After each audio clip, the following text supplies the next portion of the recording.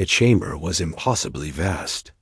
Tom Bradley stood at its center, surrounded by crystalline walls that stretched upward for what seemed like miles. Above him, arranged in concentric circles that spiraled toward the dome ceiling, sat the representatives of the Galactic Council. 400 different species. 400 different forms of life, each more alien than the last. Some floated in containment fields filled with liquid methane. Others existed as clouds of luminescent gas, their thoughts translated by machines older than human civilization. There were beings made of living crystal, creatures that resembled nothing so much as geometric patterns given flesh, and things that hurt to look at directly, because human eyes weren't designed to process their existence, and all of them were staring at him. Tom kept his hands clasped behind his back, fighting the urge to fidget. He wore a simple black suit, Earth formal wear, that probably looked ridiculous to beings who communicated through color changes or pheromones. But it was all he had. Humanity's first official appearance before the Galactic Council, and he was wearing clothes that would have been appropriate for a corporate meeting in New York. The silence stretched on. Tom had been standing here for 7 minutes now, waiting. It was a power play, he knew. Make the primitive human wait. Remind him how small his species was in the grand scheme of galactic civilization. Finally, a voice echoed through the chamber. It came from everywhere at once, translated simultaneously into a language Tom could understand. Human designated Tom Bradley. You stand before the Galactic Council as representative of species. Earth Human 001. Your presence has been requested to address violations of established contact protocols. Tom looked up toward the source of the voice. A massive being that resembled a floating brain, encased in blue energy, hovered in the highest tier of the chamber. This was Council Prime Alaron, the elected leader of galactic civilization. I'm here to listen, Tom said, keeping his voice steady. Though I should mention that Earth wasn't aware there were protocols to violate. A ripple passed through the assembled aliens. Some shifted in their seats. Others made sounds that the translation system didn't even attempt to convert. Ignorance is not immunity, spoke another voice. This one came from a reptilian creature with scales that shifted between green and purple. Your species has established colonies on 7 worlds without authorization. You have initiated trade with non-council species. You have refused multiple requests to cease expansion. Tom nodded slowly. We established colonies on uninhabited worlds. We traded with species who approached us willingly. And we refused requests that we didn't understand came from an authority we didn't know existed. You were informed of Council jurisdiction 43 orbital cycles ago. The reptilian alien hissed. Ambassador Kelvin was sent to your homeworld with explicit instructions. Ambassador Kelvin spent 3 weeks in Geneva talking to the United Nations, Tom replied. He never mentioned that the Council had legal authority over human activities. He presented himself as a cultural liaison, not a law enforcement official. More murmuring from the assembled species. Tom caught fragments through the translation system.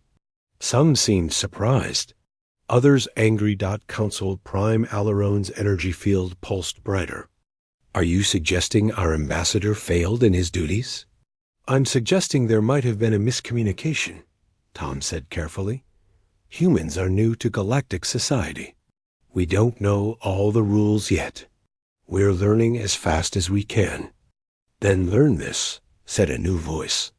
It belonged to a creature made entirely of interlocking geometric shapes that rotated slowly around a central axis.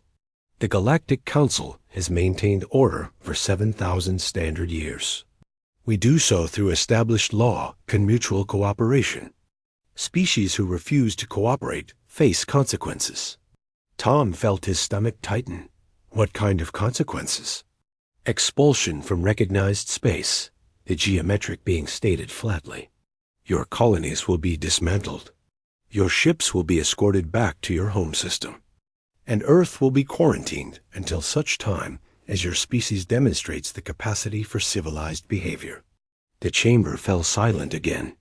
Tom could feel hundreds of alien eyes watching him, waiting for his response. This was the moment that mattered.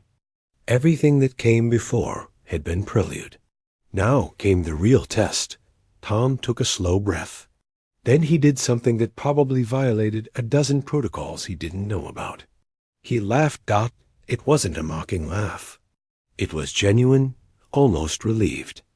The sound echoed strangely in the vast chamber. "Something amuses you?" Council Prime Alarone's tone suggested this was not a common occurrence. "I'm sorry," Tom said, getting his laughter under control. "It's just that you have no idea how many times I've heard that exact threat in the last 6 months.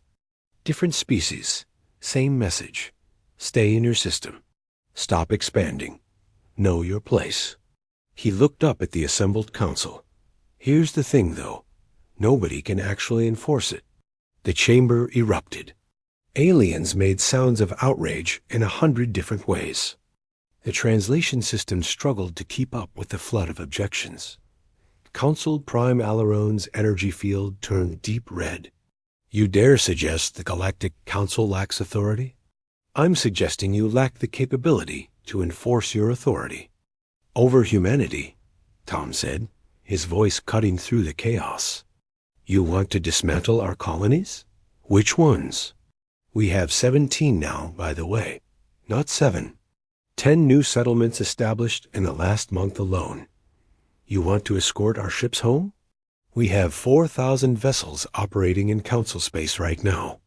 How many ships do you have available for escort duty? The geometric being rotated faster. Your arrogance is astounding." "It's not arrogance. It's math." Tom pulled a small device from his pocket.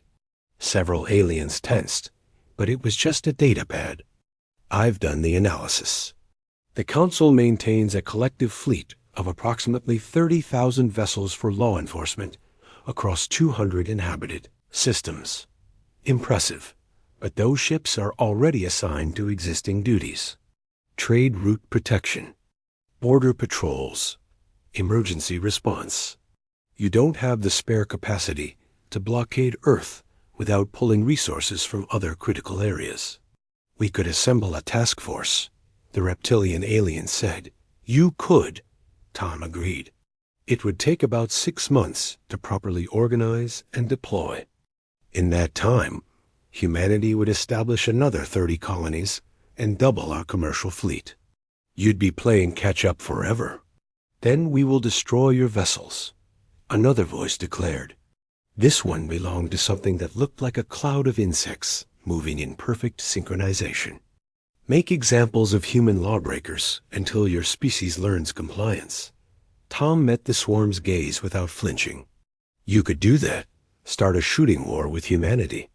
I wonder how the other council species would feel about that. How many of them have trade relationships with human merchants now? How many rely on human manufactured goods? How many have scientists collaborating with our research institutions?" He could see the discomfort spreading through the chamber. Some aliens shifted nervously. Others exchanged glances with their neighbors. "You see," Tom continued, "that's the real problem. In the 18 months since first contact, humanity has made itself useful. Our manufacturing capacity is the highest in known space. Our willingness to trade with anyone who approaches us in good faith has disrupted old monopolies and created new opportunities. Our scientists are publishing research that your academics are already citing. We've become part of the galactic economy faster than anyone expected." Council Prime Alarone's energy dimmed slightly. "You planned this. We adapted," Tom corrected. "When we discovered we weren't alone in the universe, we had a choice. We could hide in our system and hope the galaxy ignored us, or we could engage actively and make ourselves too valuable to exclude. We chose engagement. Through deception and manipulation, the geometric being accused. Through trade and cooperation," Tom countered. "Every colony we established was on an uninhabited world. Every trade agreement was voluntary. Every research partnership was mutually beneficial. We haven't broken any laws because we've been very careful to understand what the laws actually are and how they're enforced before deciding which ones apply to us. The chamber fell into an uncomfortable silence. Tom could practically feel the council members reassessing their position. Finally, a new voice spoke. It was soft, almost gentle, coming from a being that resembled a tree made of pale blue light. You are saying humanity will not accept council authority. I'm saying humanity will accept council partnership, Tom replied. We're willing to follow reasonable regulations. We're willing to contribute to galactic society. We're even willing to modify our expansion to address legitimate concerns. But we will not accept being treated as children who need permission to grow. We're here. We're part of this civilization now. The only question is whether we're included as equals or excluded as enemies. Council Prime Alarone pulsed through several colors before settling on a deep orange. You threaten us. I inform you, Tom said. There's a difference. Humanity doesn't want conflict. We want cooperation, but we will not be caged. The silence that followed felt different from before, less hostile, more contemplative.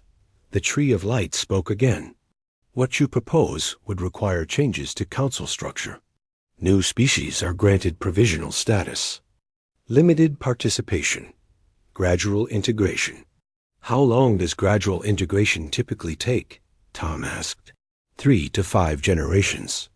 Humans don't have that kind of patience, Tom said bluntly. We'll be a major galactic power in 3 to 5 generations, whether you grant us status or not. Better to shape that development through partnership than opposition. More silence. Then the reptilian alien spoke, its tone less aggressive than before.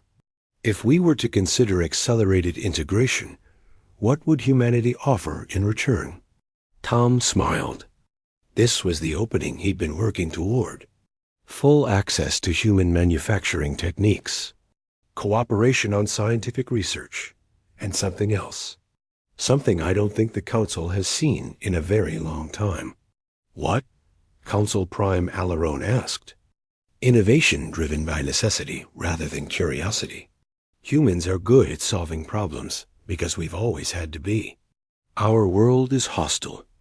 Our history is violent. We've learned to adapt or die. That perspective, that urgency, that refusal to accept limits. That's what humanity brings to galactic civilization. The chamber was completely silent now.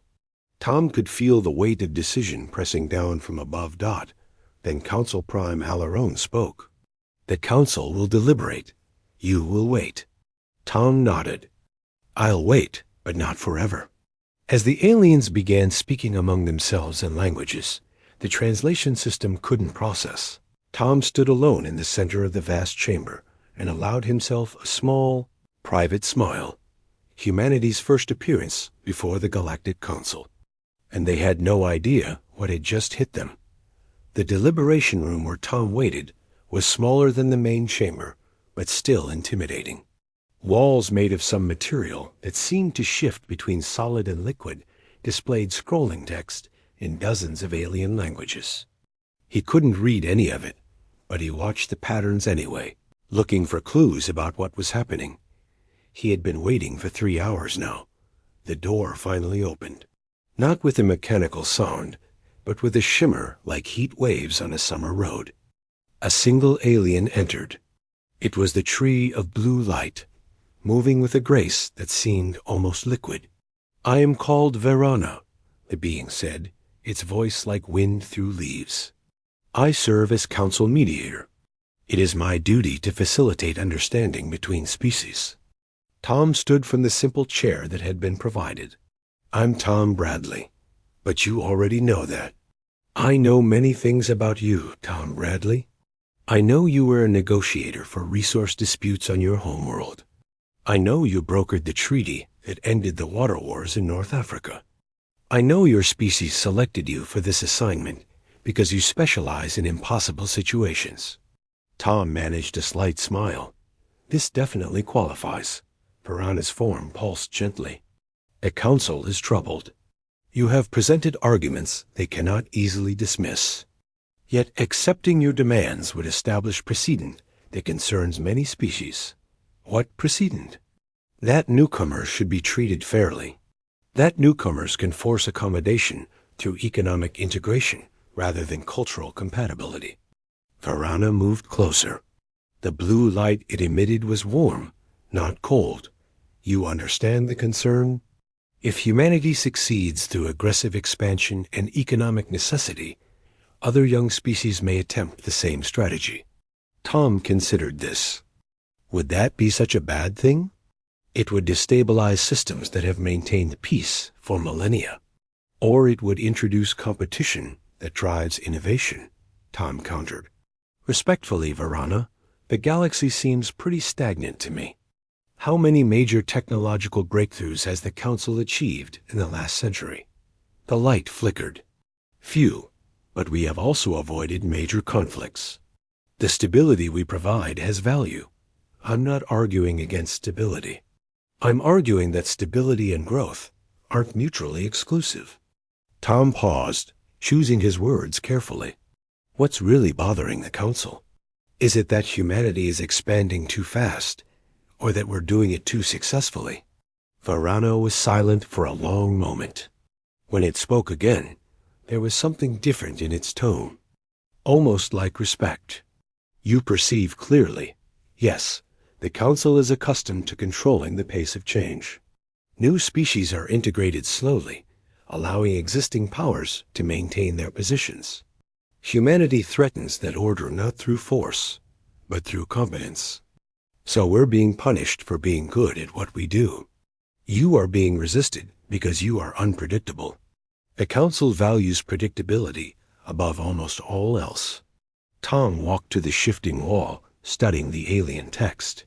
What if we offered predictability? Within reason.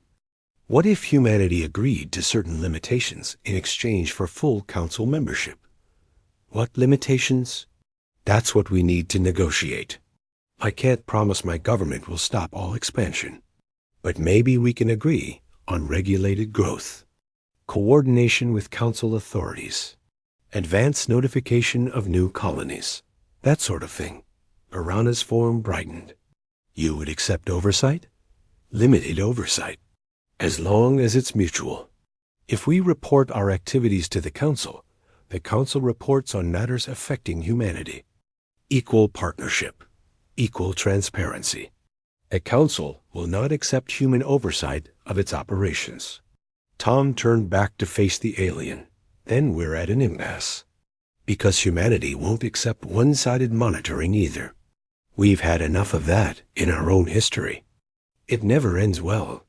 You speak of your world governments. Among other things, humans have a complicated relationship with authority. We understand its necessity, but we also remember what happens when it becomes absolute. We need checks and balances. Piranha drifted closer. I am beginning to understand why the Council finds your species unsettling. You challenge assumptions we have not questioned in generations. Is that a bad thing? It is uncomfortable, but perhaps not bad. The blue light pulsed in a pattern that might have been laughter. I will share something with you, Tom Bradley. Something not officially acknowledged. There is a faction within the Council that secretly supports accelerated human integration. Tom's eyes widened. Why secretly? Because they are outnumbered by conservative elements who fear change. But these progressives recognize that galactic civilization has grown stale. They believe new perspectives are necessary. They see in humanity a potential catalyst. How large is this faction?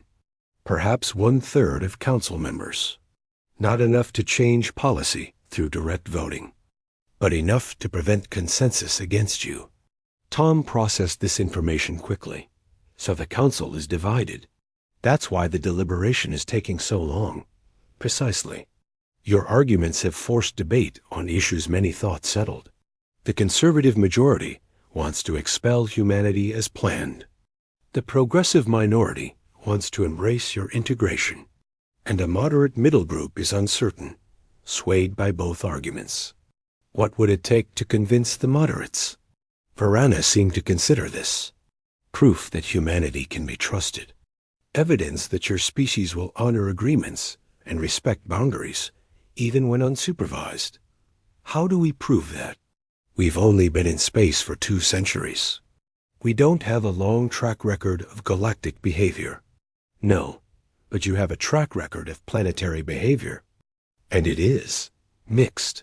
Tom couldn't argue with that. Human history included as many wars as peace treaties, as many broken agreements as honored ones. We're better than we used to be, he said quietly. We've learned from our mistakes. That's what growth looks like. Not perfection, but improvement. Philosophical truth. But insufficient for political purposes. Varana moved toward the door. I should not tell you this, but I am moved by something in your species. A quality the translation systems cannot quite capture. Therefore, I will offer advice. When the council reconvenes, you will face accusation. Specific incidents will be cited as evidence of human unreliability.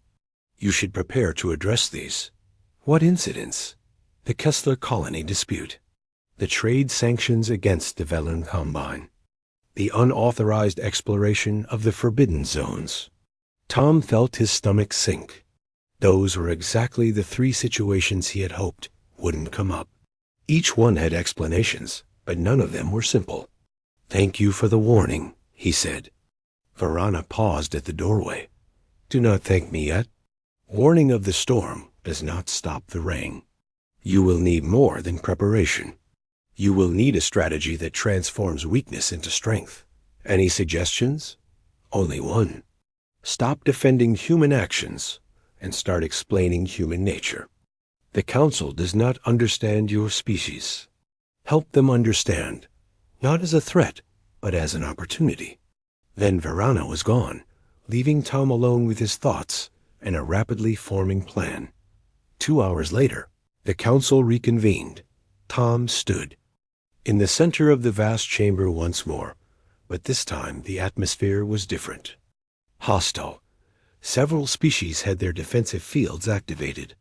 Others had moved their seats further from the center, as if physical distance would protect them from whatever humanity represented. Council.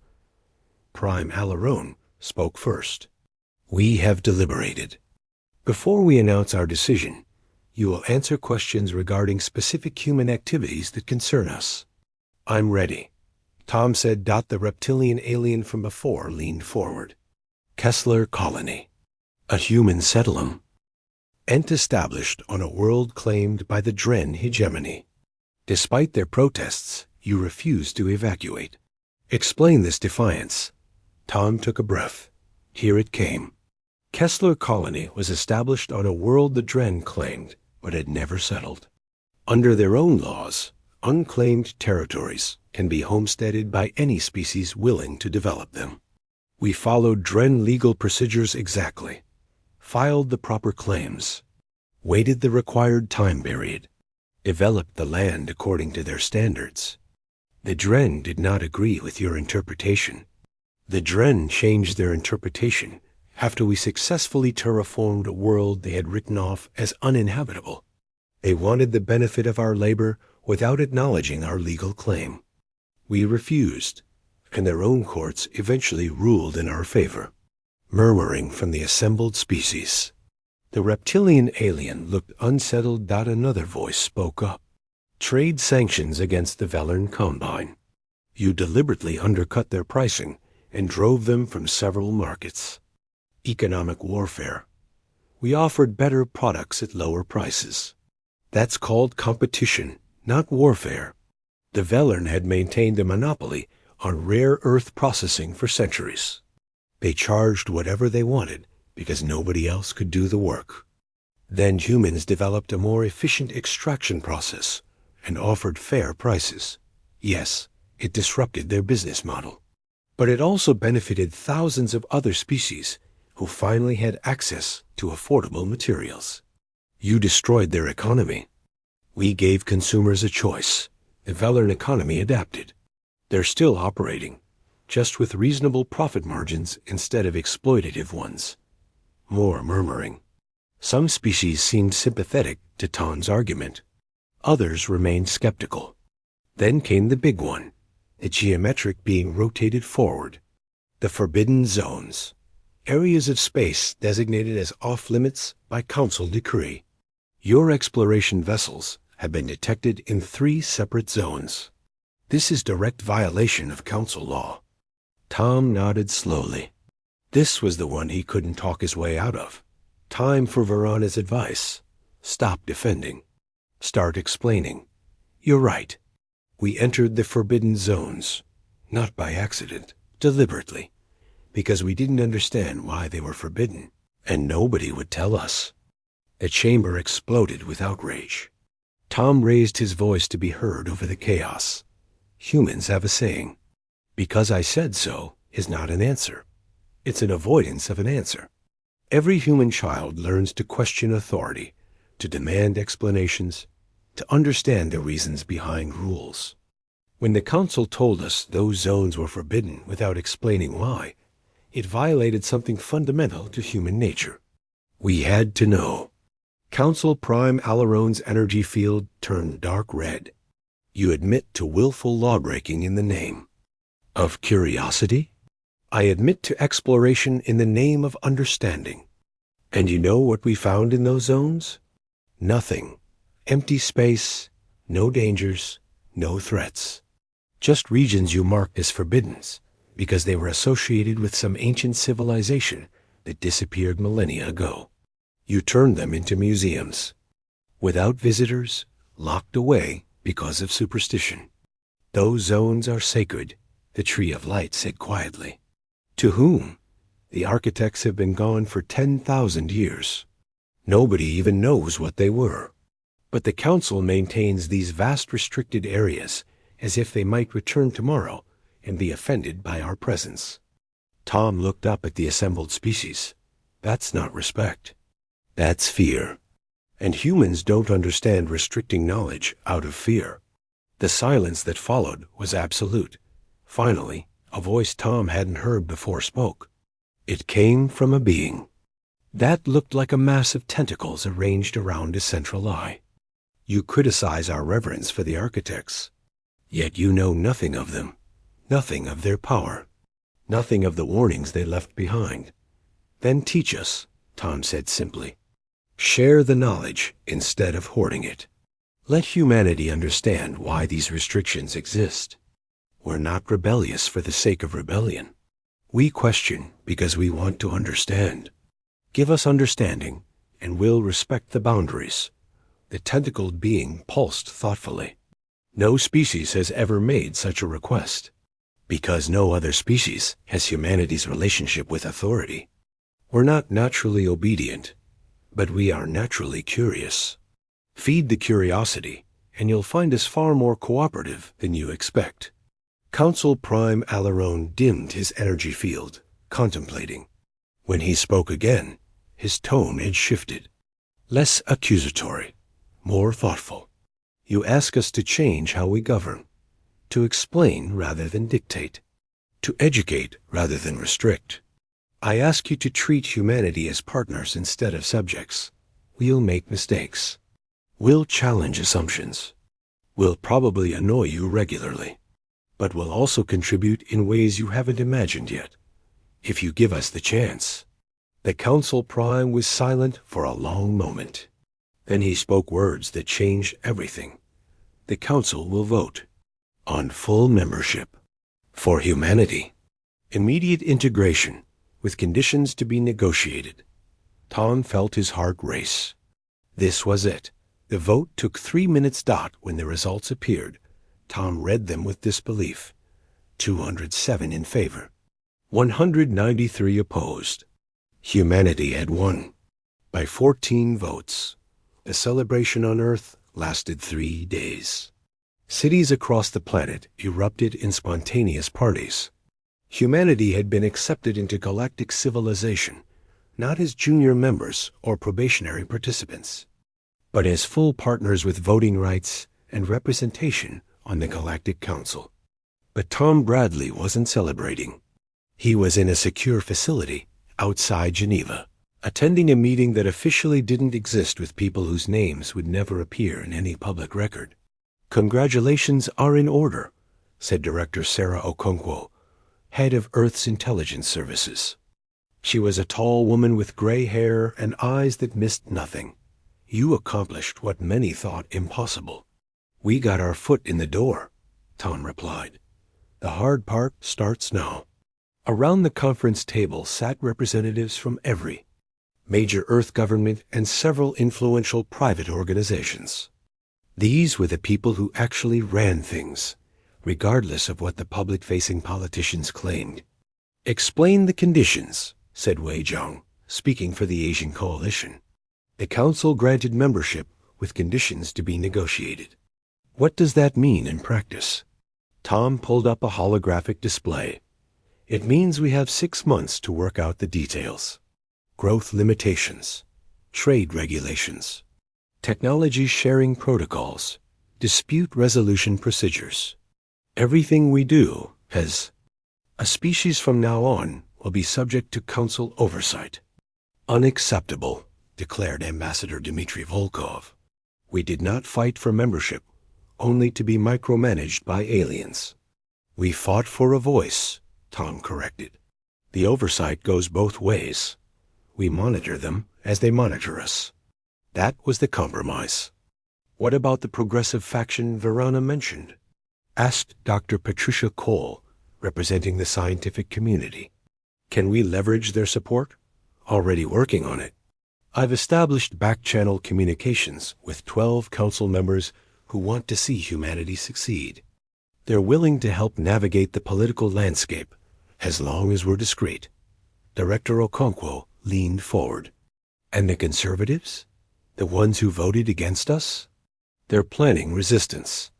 Nothing violent, but they'll use every procedural tool available to limit our influence. We need to be prepared for bureaucratic warfare on a scale we've never experienced." Wei Zhang smiled slightly. "Fortunately, humanity has extensive experience with bureaucratic warfare. The Council may find we're better at it than they expect." The meeting continued for 6 hours, planning strategy for humanity's first year as a full Council member. Resource allocation, diplomatic priorities, intelligence gathering, economic positioning. It was complex work, made more complicated by the fact that Earth's governments still disagreed on dozens of fundamental issues. But they agreed on one thing: humanity would not waste this opportunity. 3 weeks later, Tom stood in the council chambers for the first time as an official member rather than a supplicant. A human delegation of 12 accompanied him, each representing different aspects of Earth civilization. Scientists, economists, military advisors, cultural specialists. The first session was ceremonial, welcoming statements, ritual acknowledgments, boring but necessary. Tom endured it with patience, waiting for the real work to begin. It began on the second day. "The Council recognizes Ambassador Bradley of Earthhuman," Council Prime Alaron announced. "You have requested time to address the Assembly on a matter of urgency." Tom stood. Around him, hundreds of alien species watched with varying degrees of interest or suspicion. "Thank you, Council Prime. I come before this body to propose a joint initiative that would benefit all member species."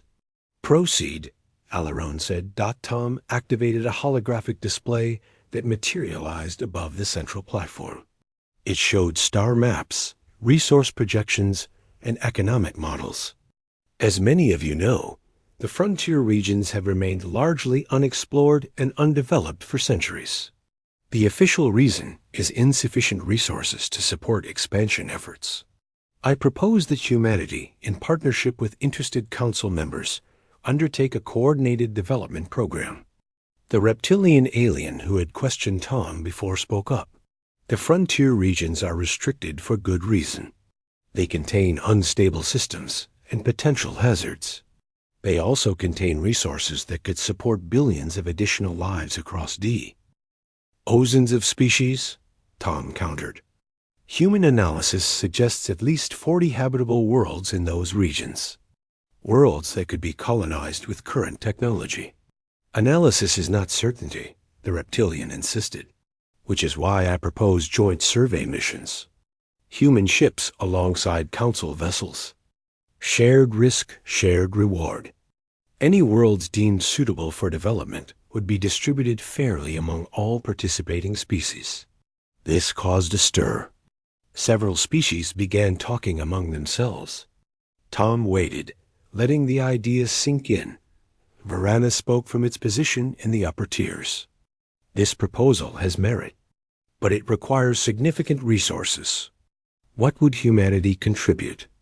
Survey ships, terraforming technology, settlement infrastructure, and personnel willing to take the risks associated with frontier exploration. Tom paused. In return, we ask for fair allocation of any discovered resources and full participation in all decisions regarding development. You want equal partnership despite being the newest member, the geometric being observed. I want partnership proportional to contribution. If humanity provides 30% of the resources, we receive 30% of the benefits. If others contribute more, they receive more. Fair and transparent. Council Prime Alarone pulsed thoughtfully. This would require formation of a new council committee to oversee the initiative. Significant administrative burden. I volunteer to chair that committee, Tom said. With oversight from experienced council members, of course. We could begin with a pilot program. 3 survey missions to assess feasibility. If successful, we expand the initiative. The debate continued for 2 hours. Species raised objections, proposed modifications, questioned details. But gradually, Tom could feel opinion shifting. The proposal offered something concrete. A way for humanity to contribute to galactic civilization while pursuing their own interests. And critically, it created opportunities for other species as well. The vote, when it came, wasn't even close. 312 in favor. 88 opposed. The Frontier Development Initiative was approved. Over the following months, Tom learned the true complexity of galactic politics. Every decision required negotiation among species with fundamentally different values, communication styles, and objectives. What seemed simple to humans was controversial to others. What seemed obvious was contested. But slowly, humanity found its rhythm. They discovered which species were natural allies. The Paxians, who valued innovation. The Corvians, who respected competence. The Methane Collective, who appreciated directness. They also learned which species would oppose them regardless of circumstances. The Dren hegemony, still bitter about Kessler colony. The Velern Combine, resentful of economic competition. A coalition of conservative species who viewed any change as dangerous. The first Frontier Survey mission launched 5 months after Tom's proposal. 3 ships, 1 human, 1 Paxian, 1 Corvian. They spent 6 weeks exploring a region of space, marked as potentially hazardous, but never properly surveyed. They found 12 habitable worlds. The discovery sent shockwaves through the council. 12 worlds. Enough to support billions of new colonists. Resources that could transform the galactic economy. And it had been sitting there, unclaimed, because nobody had bothered to look. This changes everything, Varana told Tom during a private meeting. Species who opposed your initiative are now demanding participation. The conservative faction is in disarray. You have achieved in 5 months what some thought would take decades. We got lucky, Tom said. You created opportunity and then capitalized when fortune favored you. That is not luck. That is strategy. Tom smiled slightly. What happens now? Now comes the difficult part. Allocating the discovered worlds. Every species will claim they deserve priority access. The negotiations will be intense. I have some thoughts on that. I expected you would. Tom pulled up a proposal he'd been developing for weeks. We divide the worlds into 3 categories. Established species get first access to 4 worlds, allocated through the existing Council seniority system. Newer species, including humanity, get priority on 4 worlds, allocated through a lottery system. And 4 worlds are designated as multi-species colonies, open to all interested parties on a first-come basis. Varana studied the proposal. You give established powers preferential treatment for 1/3 of the resources. I give them respect for their seniority while ensuring newer species aren't locked out. And the multi-species colonies create something new. Shared settlements where different species work together from the beginning. Cultural exchange built into the foundation. The conservatives will still object. They'll object to anything. But this proposal offers something to everyone. The old powers maintain some privilege. The young species get opportunities. And everyone benefits from the cooperative colonies. Tom paused. It's not perfect, but it's fair. And fair is good enough to build on. The proposal sparked 3 weeks of debate. Every clause was contested. Every detail was examined from a dozen different perspectives. Species formed temporary alliances to push for modifications. Counter-proposals were submitted and rejected, but ultimately the framework held. The Council accepted Tom's allocation system with minor adjustments. 12 new worlds would be opened for settlement, distributed according to principles that balance tradition with innovation. Humanity was assigned primary development rights for 1 world in the priority category. They won access to 2 others through the lottery, and they committed to significant participation in all 4 multi-species colonies. It was, by any measure, a tremendous success. But Tom knew the real victory wasn't the worlds themselves. It was the precedent. Humanity had demonstrated they could lead complex initiatives involving dozens of species. They had shown they could balance competing interests and find workable compromises. They had proven themselves as more than just the newest member trying to catch up. They had become essential. 6 months after gaining Council membership, Tom Bradley stood before the Assembly once more. This time, he wasn't proposing anything. He was listening as Council Prime Alaron addressed the chamber. The probationary period for Earth-human membership has concluded. As per our agreements, the Council will now vote on whether to confirm their full membership status or extend probationary conditions. Tom kept his expression neutral. This vote had always been coming. The initial acceptance had been conditional, subject to review. If enough species voted against confirmation, humanity would be restricted to limited participation for another 5 years. The vote was called. Tom watched the numbers appear. His heart hammered in his chest. 341 in favor. 59 opposed. Probationary status lifted. Full membership confirmed. The chamber erupted in what might have been applause from species capable of making such sounds. Others expressed approval through color changes, energy fluctuations, or pheromone releases that the translation systems tried to interpret. Tom allowed himself a smile. Humanity had done it. In 6 months, they had gone from controversial newcomers to confirmed members of galactic civilization. They had contributed to real initiatives. They had built coalitions. They had demonstrated value. But as Tom left the chamber that day, walking alongside allies from a dozen different species, he knew the real work was just beginning. Membership was secured. Now came the challenge of using that membership to shape a galaxy that was ready for change. Whether it knew it or not, and Tom Bradley, former mediator of impossible situations on Earth, was exactly the right person to help make that happen. 10 months after humanity's confirmation as full Council members, Tom Bradley received a message that made his blood run cold.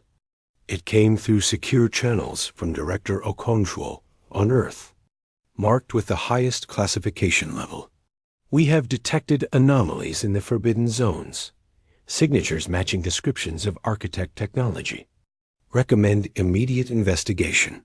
Tom stared at the message for a long moment. The forbidden zones, the very areas whose exploration had nearly derailed humanity's council membership.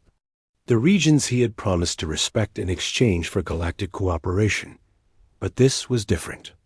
This wasn't curiosity. This was potential threat assessment. He forwarded the message to Verana through their private communication channel. The response came within minutes.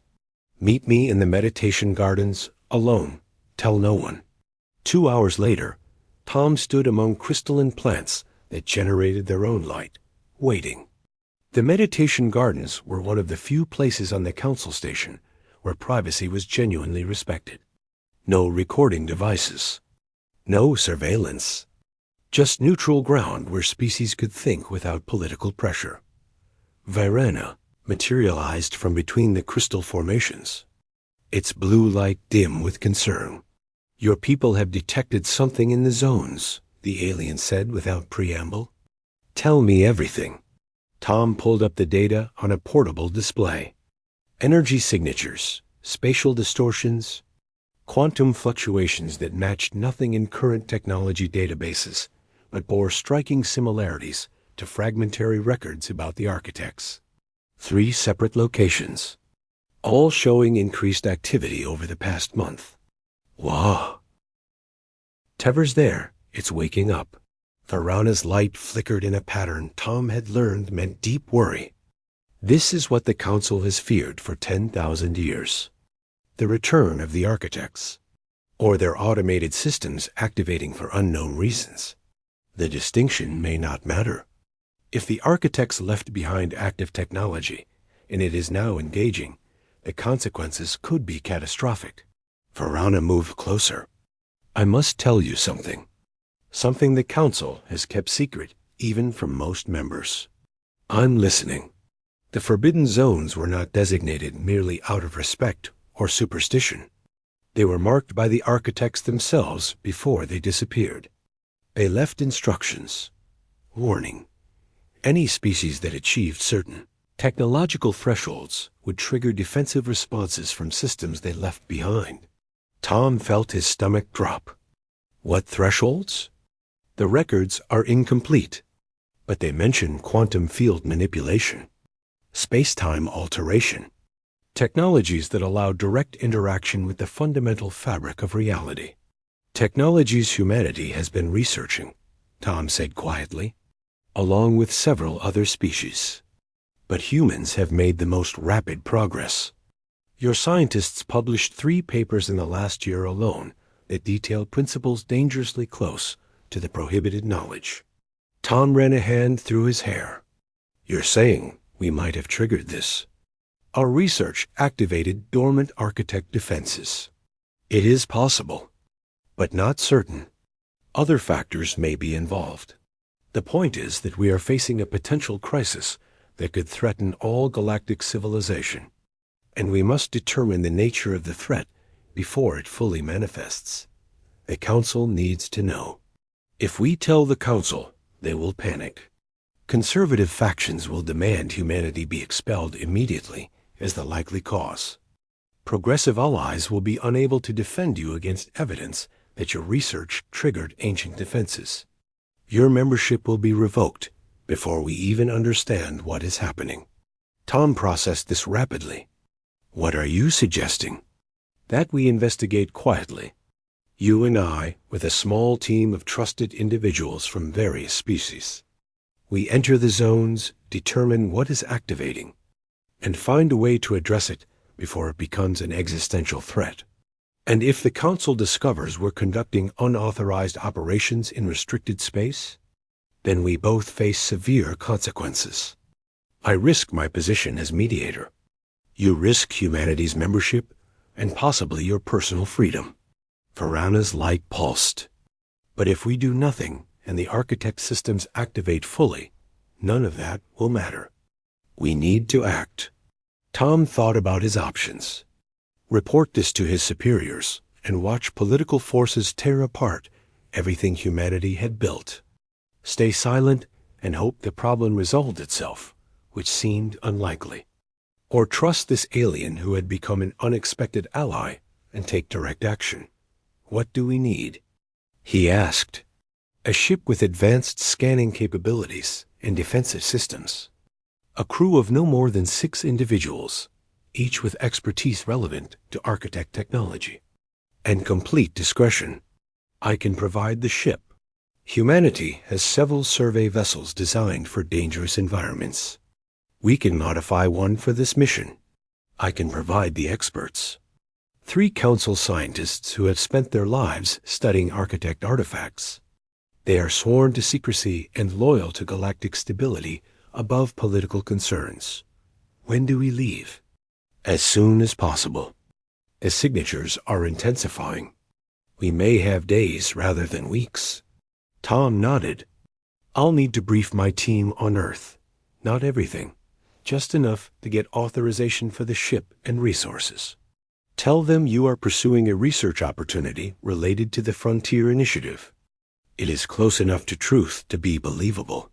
And if we find something in the zones that we cannot handle, Varana's light dimmed to almost nothing. Then we send a warning to the Council and hope they can respond in time. 4 days later, a human survey ship called the Discovery departed from a remote docking facility.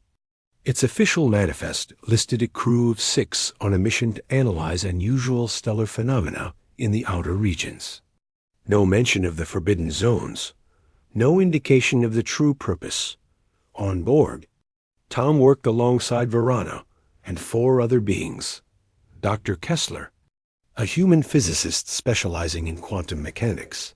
Dr. Mira, a Paxian archaeologist who had spent decades studying architect ruins. Professor Fen, a Corvian expert in ancient technologies. And Commander Rock, a Velthron military officer who had fought in the last major conflict the galaxy had seen nearly a century ago. Unlikely crew, Rock observed as they gathered in the ship's conference room. The Velthron's crystalline exoskeleton reflected the overhead lights in rainbow patterns. A disgraced mediator, a reckless human, and 3 scientists who asked too many questions. If this were a fiction story, I would question the author's judgment. We're not characters in a story, Tom said. We're people trying to prevent a disaster. Same thing often enough, Rock replied, but there was something like humor in its chittering voice. They reached the first forbidden zone 6 hours later. The Discovery sensors immediately detected the anomalies that Earth's long-range scans had identified. Massive energy signatures emanating from a point in empty space. Not empty, Dr. Myra corrected when Tom voiced this observation. There is a structure there, cloaked using technology beyond our understanding. But the energy discharge is disrupting the concealment. The ship moved closer, and gradually the sensors pieced together an image. A massive construct, geometric and perfect, floating in the void. It was the size of a small moon, made of materials that seemed to exist in multiple dimensions simultaneously. Architect Orbital Station, Professor Fen said with awe in his voice. I have studied these my entire life through fragmentary records. To see one intact is beyond anything I imagined. It is activating, Varana observed. Look at the energy flow patterns. Systems coming online after millennia of dormancy. Dr. Kessler was frantically analyzing data. The quantum signatures match theoretical models for space-time manipulation. If this station reaches full power, it could generate effects across dozens of light years, disrupting FTL travel, interfering with communications, possibly creating spatial anomalies that would make entire regions of space uninhabitable. Why would the architects build something like this? Tom asked. Defense mechanism, Commander Rock said with certainty. I recognize the architecture. This is a fortress station, designed to control access to critical regions and eliminate threats. What threats? The architects were the most advanced civilization in galactic history. Were they? Varana asked quietly. Or did they face challenges we know nothing about?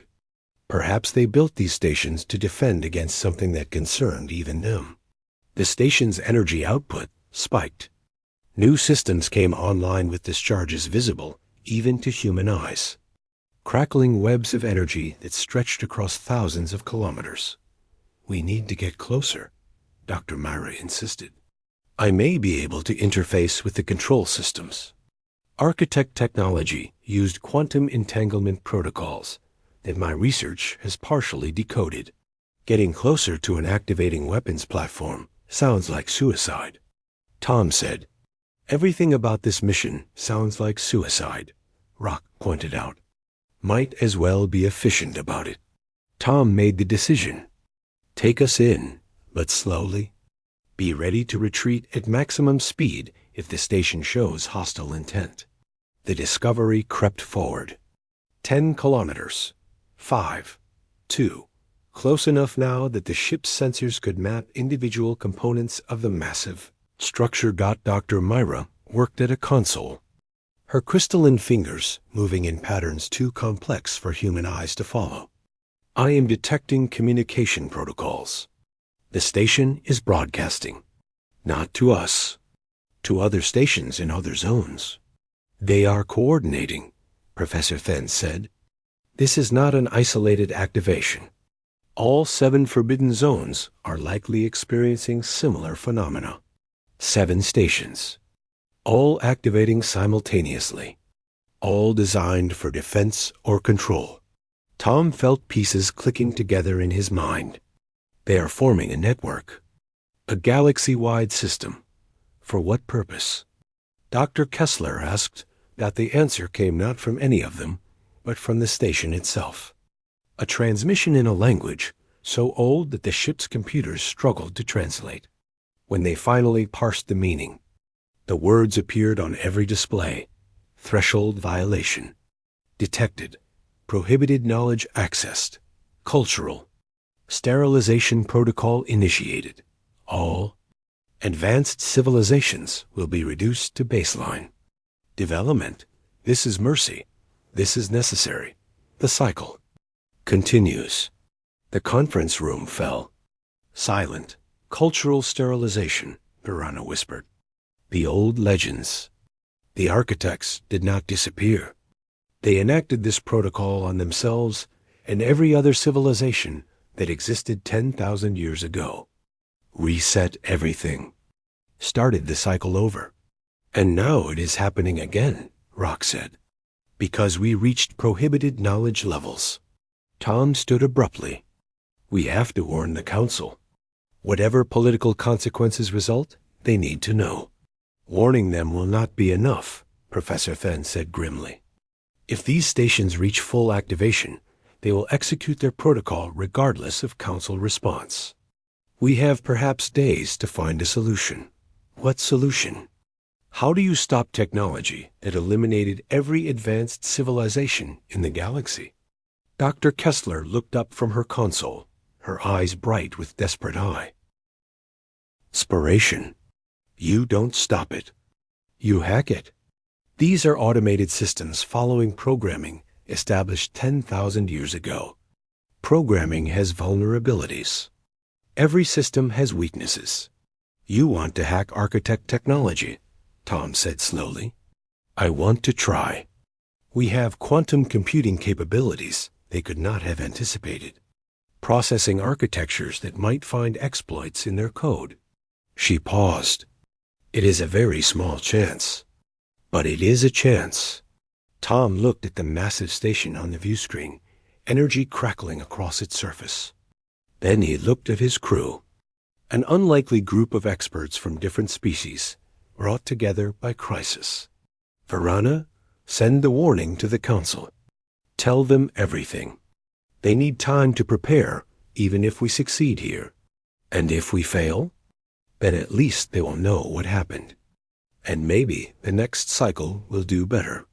Varana began composing the message while the others worked. Dr. Kessler and Professor Fenn collaborated on understanding the station's control architecture. Dr. Myra attempted to establish deeper interface protocols. Commander Rock monitored for defensive responses. Tom coordinated, doing what he did best: finding connections, seeing patterns, facilitating cooperation among people with different skills and perspectives. 6 hours into their analysis, Dr. Myra made a breakthrough. I have partial access to the station's sensory network. It is monitoring for specific technological signatures: quantum field manipulation, artificial singularity generation, directed space-time alteration. Any civilization demonstrating these capabilities triggers the sterilization response. Can we mask those signatures? Tom asked. Hide our technological development? Not from sensors this sophisticated. And even if we could, we would have to convince every species in the galaxy to abandon entire fields of research. Impossible. Dr. Kessler spoke up. What if we do not hide the signatures? What if we flood the sensors with false positives? Overwhelm the detection systems with so much data they cannot distinguish actual threats from noise? Professor Fenn's eyes widened. Quantum noise generation. Yes, if we create sufficient interference in the detection grid, the stations might fail to identify genuine threshold violations. How do we generate that much interference? Tom asked. We would need millions of sources. Billions, perhaps. Distributed across the galaxy. Dr. Kessler paused. Or we would need every sentient being in the galaxy to generate quantum fluctuations simultaneously through conscious choice. The room fell silent as they processed the implications. Finally, Varana spoke. You are suggesting we coordinate every living being across hundreds of worlds to make simultaneous decisions. Collapse quantum probabilities through pure conscious action. It sounds insane, Dr. Kessler admitted. But consciousness generates genuine quantum randomness. It is one of the few things in the universe that does. If enough beings make conscious choices at the same moment, the quantum noise would be immense. Tom was already thinking through logistics. The Council has emergency broadcast systems, protocols for reaching every inhabited world simultaneously. We would need to convince them to use those systems for this purpose. You would need to convince billions of beings to trust human science with their survival, Rock pointed out. No small task. No, Tom agreed. But it is our best option. Perhaps our only option. He looked at his crew. We continue analyzing the station. Find every weakness we can. Build the strongest case possible for our approach.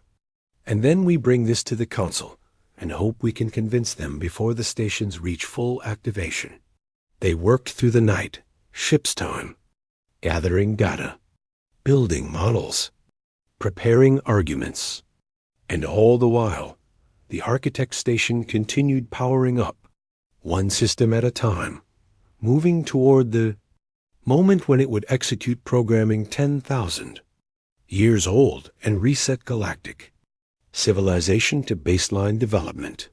Unless an unlikely crew on a small human ship could find a way to stop it. Emergency session of the Galactic Council convened within. Hours of receiving Varana's warning. Representatives from 400 species filled the chamber, their reactions ranging from panic to disbelief to outright anger. Tom Bradley stood before them once more. But this time he was not alone. Beside him were Varana, Dr. Kessler, Professor Then, Dr. Myra, and Commander Rock. The crew that had discovered the threat now had to convince the galaxy to act. Council. Prime Alaron's energy field pulsed with agitation. You entered restricted space without authorization. You conducted operations in direct violation of Council law. And now you present us with claims of galaxy-wide catastrophe based on your unsanctioned investigation. Everything you say is accurate, Tom replied calmly. We broke rules. We took risks.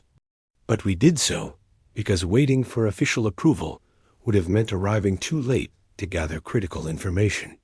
The reptilian delegate, who had opposed humanity from the beginning, hissed angrily. You expect us to believe that ancient architect stations are preparing to eliminate all advanced civilization? This could be an elaborate deception to justify human violations of our most sacred restrictions. Professor Then stepped forward. The elderly Corvian carried authority that silenced some of the objections. I have devoted 3 centuries to studying the architects. I thought I understood them. I was wrong. What we discovered in the Forbidden Zone confirms the oldest legends. The architects did not disappear. They chose regression over continued advancement. And they built safeguards to ensure no future civilization would make different choices. You have proof of this? Asked a delegate from the Methane Collective. Dr. Myra activated a holographic display showing their recordings from the station, energy signatures, communication protocols, and most damning, the translated message about cultural sterilization. The chamber erupted in chaos. Species shouted at each other in a dozen different languages. Some demanded immediate military action against the stations. Others insisted this was a hoax. Still others began calculating which technologies they would need to abandon. To avoid triggering the protocol, Tom let them argue for 5 minutes, then raised his voice. We do not have time for this. The stations are approaching full activation. In approximately 48 hours, they will execute their programming. We need to act now. Act how? Alarone demanded. You show us a threat beyond our capacity to fight or flee. What action is possible? Dr. Kessler explained the quantum noise theory, the idea of using coordinated conscious choice to overwhelm the architect detection systems, the necessity of participation from billions of beings across the galaxy. The reaction was skeptical at best. You ask us to trust human science, the geometric being rotated forward accusingly. The same science that likely triggered this crisis through prohibited research. We ask you to trust the physics of consciousness, Dr. Kessler corrected. The principles are well established. Conscious observation collapses quantum probabilities. Coordinated conscious choice from enough individuals generates measurable quantum fluctuations. This is not speculation. This is documented reality. But on this scale, coordinating billions of beings? The doubt in Alarone's voice was clear. It has never been attempted, Dr. Kessler admitted. But neither have we faced extinction from automated systems designed by the most advanced civilization in galactic history. Unprecedented threats require unprecedented solutions. Varana spoke then, its voice carrying the weight of its position. I have served this council for 200 years. I have facilitated understanding between species with fundamentally different values and perspectives. I am telling you now that this human proposal, unlikely as it seems, represents our best chance of survival. Perhaps our only chance. You risk your reputation supporting this? Asked a delegate from the Dren hegemony. I risk everything, as should we all. Because if we do nothing, reputation will not matter. None of this will matter. The debate continued for 2 more hours. Species proposed alternatives. Military strikes against the stations. Attempting to evacuate populations to regions beyond architect influence. Negotiating with the stations as if they were sentient entities rather than automated systems. Each proposal was examined and found lacking. The stations were too powerful for conventional weapons. Evacuation on the necessary scale was impossible in the time available. And automated systems did not negotiate. Gradually, reluctantly, the Council came to accept that humanity's audacious plan was their least bad option. The vote was called, not on whether to implement the plan, but on whether to grant Tom Bradley and his team the authority to coordinate the effort. 309 in favor. 91 opposed. The motion passed. Tom felt the weight of what they had just agreed to settle on his shoulders. 48 hours to reach billions of beings. 48 hours to convince them to participate. 48 hours to test a theory that had never been proven at this scale. He looked at his team. We need to split up, cover more ground. Dr. Kessler, you work with council scientists to refine the quantum models. Make sure we understand exactly what kind of effect we need to generate. Professor Then, coordinate with communications specialists across all species. We need a message that can be understood universally. Dr. Myra, work on timing. Every being needs to make their choice at exactly the same moment. And you? Rock asked. I convince people this will work. Politics, persuasion, whatever it takes. Varana touched Tom's RM gently with a tendril of blue light. You realize if this fails, humanity will be blamed. Your species will be expelled from the council and possibly quarantined indefinitely. I realize, Tom said. But if this fails, there won't be a council to do the expelling. So it seems like acceptable risk. The next 40 hours were the most intense of Tom's life. He spoke to delegations from dozens of species, addressing their concerns and fears. He gave interviews to galactic media networks, explaining the plan in terms non-scientists could understand. He worked with Earth's leadership to ensure maximum human participation. Meanwhile, his team worked miracles.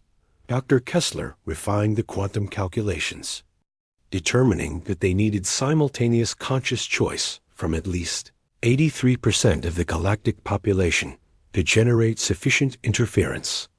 Professor Then created a message so simple that even the most primitive council species could comprehend it. Choose between two options at the designated time. Red or blue. Yes or no. Left or right. The content of the choice did not matter. Only the act of choosing. Dr. Mehra synchronized timing systems across hundreds of worlds, accounting for light speed delays and relativistic effects.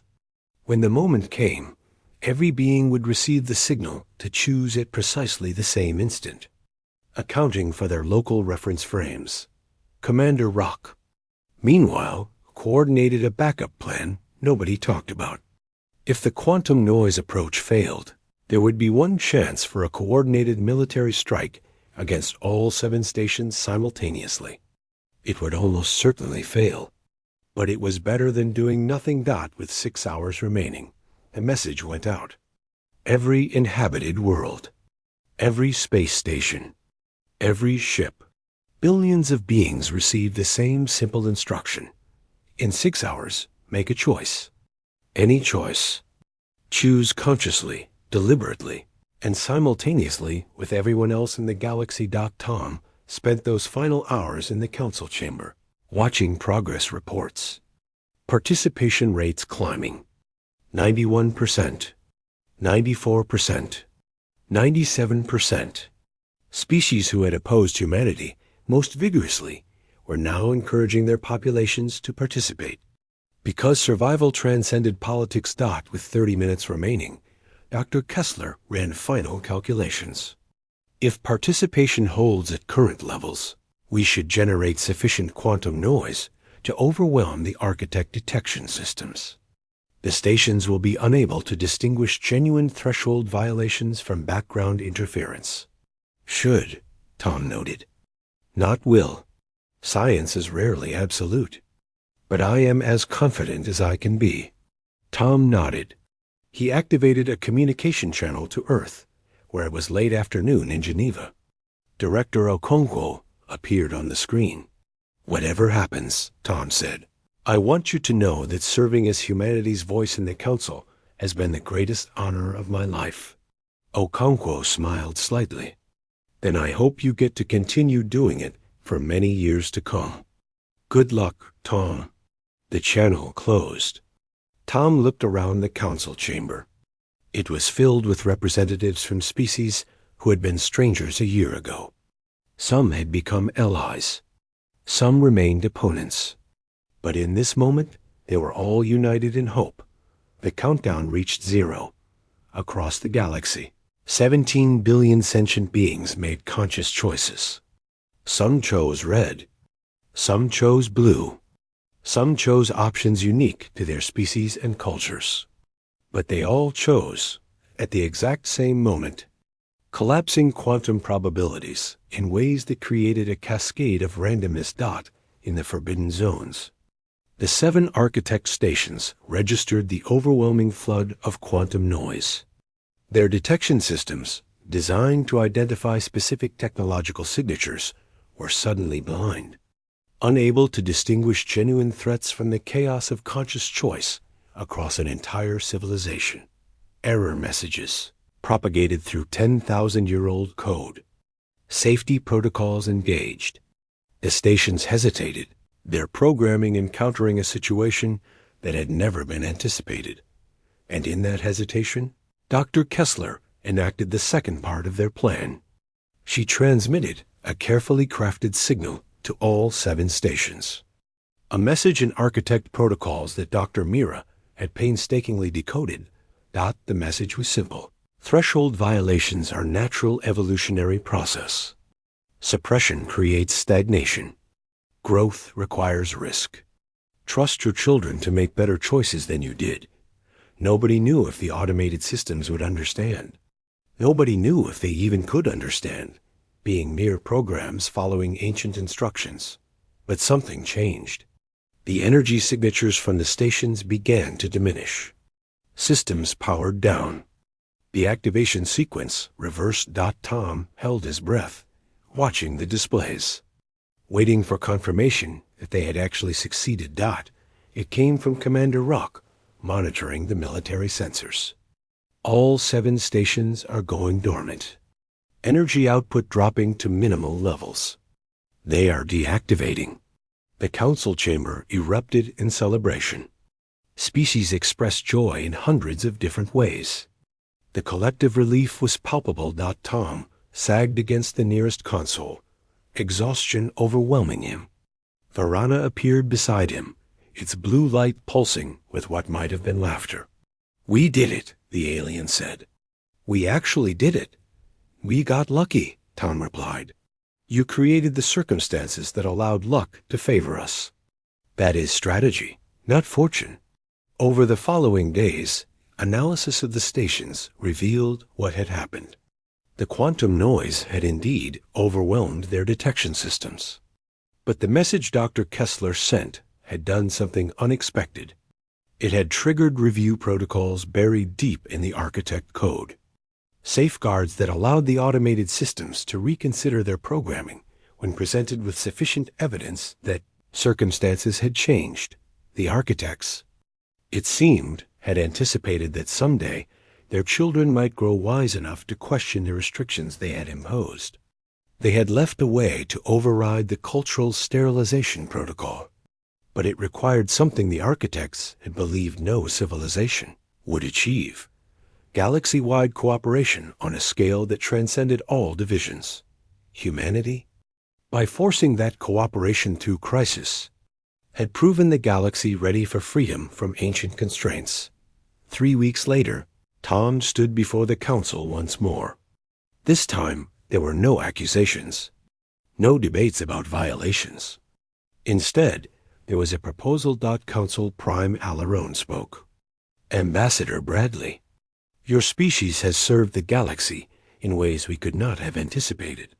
You have challenged our assumptions, forced us to adapt, and ultimately saved us from a threat we did not even know existed. The Council wishes to formally recognize these contributions." Tom waited, uncertain what was coming.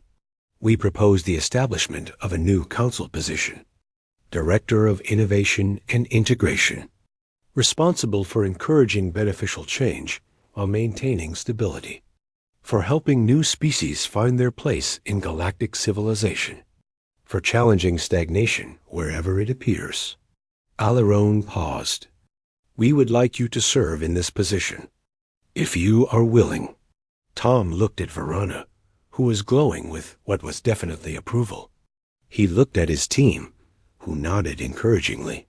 He thought about everything humanity had accomplished in just over a year, as council members. Then he smiled. I accept. On one condition. Humanity continues to be treated as equals, not favored members. We contributed to solving this crisis, but we also helped cause it. That balance needs to be maintained. Agreed, Alaron said. Though I suspect maintaining balance with your species will be an ongoing challenge. Probably, Tom admitted. We are not comfortable with stagnation. We will push boundaries, question assumptions, occasionally cause problems while solving others. Which is precisely why we need you, Verana said. The galaxy has been stable for oh long. Stability without growth is merely slow decay. You remind us that progress requires risk. The council voted on Tom's appointment. It passed unanimously. As the session ended and representatives filed out, Tom remained in the chamber, looking up at the crystalline walls that had witnessed so much drama in such a short time. A year ago, humanity had been judged by this council and found wanting.